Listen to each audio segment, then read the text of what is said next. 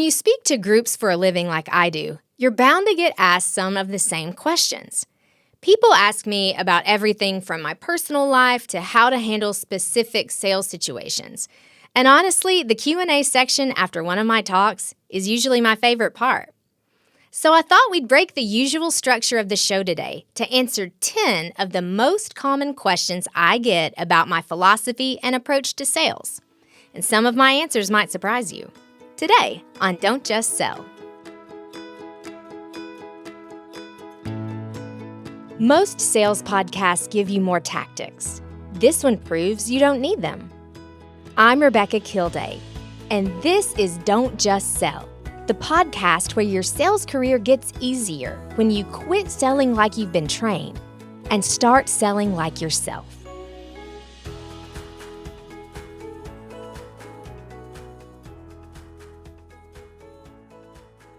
The first two questions are questions I get a lot when I meet with college students or people who are just starting out in their first sales careers. So the first one is, what advice would you give someone starting out?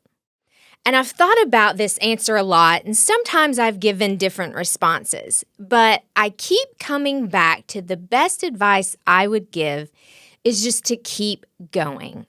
We know that sales is an industry where you're going to have some big wins and you're going to have even more big losses.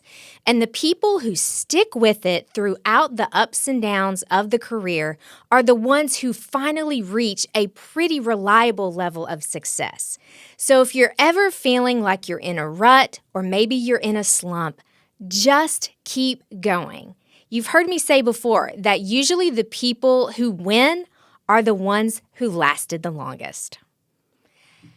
Question number 2, what's the best piece of advice I've ever received? And I think back to a rep that I used to work with years ago who had this huge personality. And I noticed that every time I saw her, she was authentically herself. And I learned that that was really her sales superpower. And in a lunch that she and I had together, she said, it's important to always be who you are and bring your personality into the sales conversation, no matter what, no matter who you're meeting with, because people are really drawn to the authenticity that you show, even when you're being professional. So I would say that's the best piece of advice I ever received, is just to be yourself. Lean into your personality. Another big question that I get asked, especially from younger crowds, is how do you build trust? Trust is important, and when I answer this question, I always like to draw the line between trust and likability. Whether someone likes you or not has nothing to do with whether someone trusts you or not. And I think especially women get caught up in wanting to be liked when we should really be working on how can we be trusted. So what I like to show, along with building rapport, is I like to show industry knowledge up front very quickly in a sales conversation. And one of the things that I'll say is, a lot of people in the industry that I work with are struggling with X. Is that a struggle that you're facing as well? And then whether or not that company is struggling with whatever X is, I'm at least showing that I have some industry knowledge so that they know that I could be a good partner for them. Sometimes I'm asked to speak to professional groups where you wouldn't think sales is a big proponent of what they do, but it is. And recently I was asked to speak to a dental association. And at the end of my talk, one of the pieces of my talk was trust building with patients and how you can apply sales skills to do that. And at the end of the talk, one of the dentists asked me, things don't always go well when we're working with our patients. So what do you do when trust is broken? And the main piece of advice I give to answer this question is to take responsibility. Say, yep, you're right. That was something that should have been handled differently, and it wasn't. And then be ready to offer some options to make things right. It's not enough to just say, yeah, sorry that happened. We got to take ownership and acknowledge what happened, and then have some good options available for how the client can move forward in the partnership. Another question I get asked a lot by my younger audience is, how do you build confidence?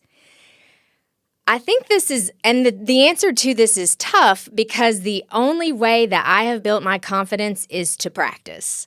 You've got to get reps. You've got to do your role plays. You've got to have meetings that bomb. You've got to lose sales at the last minute, and you've got to know that you can get through it. That's the only way you can build confidence, is just through walking through some of this struggle and knowing and trusting that you can come out the other side.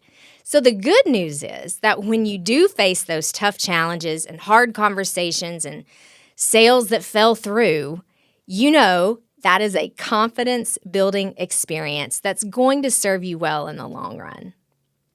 Another question that I get asked all the time is, how do you avoid sounding pushy or salesy? So y'all know, if you've listened to this at all before, being pushy and being salesy are not bad. It's okay to be salesy. What you don't want to come across is critical of a current state of the company or a current decision that they've made.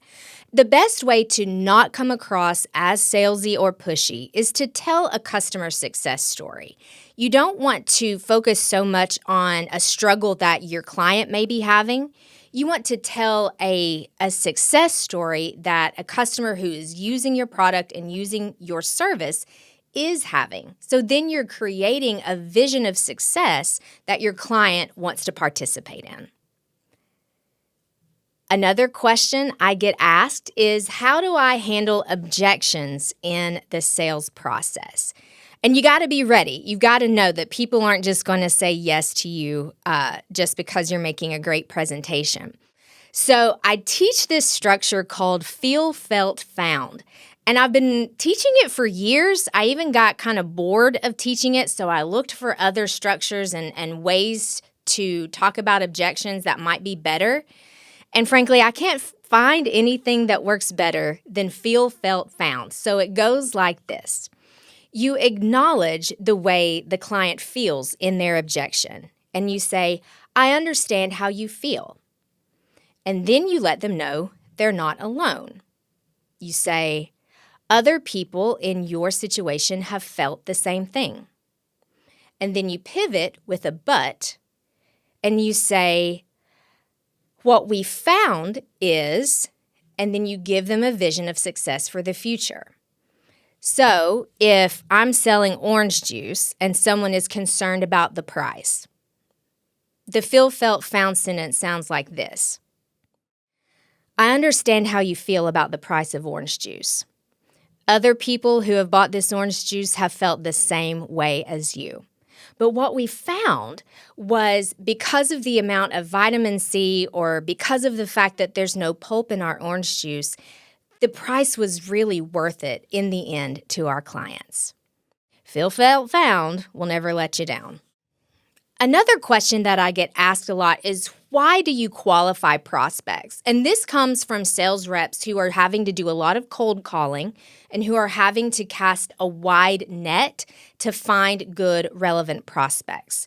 And when we say qualify, we know that it is a waste of time to give our sales presentation to just anybody. We've got to make sure that decision makers are hearing our message and that people who would actually be good fits for our product or service are the ones that are hearing what we have to say. And so I qualify prospects because it saves my time, it saves their time, and because I'm truly focused on finding customers that are going to have a positive customer experience with my service. So if I can weed out people that aren't going to be a good fit or who aren't decision makers, then I have a better chance of making the sale to someone who is invested in that way. Another question that I get asked, because a big part of my training is training people on how to ask relevant questions in the sales process. So I will get asked, what are my favorite questions to ask a prospect? My very favorite questions to ask a prospect are why and why now. It's so important to understand someone's urgency and their timeline for a decision. And it's also important that they recognize why they need what you have, not just that they need what you have. So I love to ask why and why now. And then I also love to ask, what does success look like for you when this situation is resolved? So again, we're vision casting. We know that they want to buy the orange juice, but what does it look like for them after they've bought the orange juice? What goal is it that they're going to be able to attain because of their interaction with your product or service? And finally, I get asked a lot if I have ever walked away from a sale, and the answer is yes. Yes, I've walked away from a sale more than once.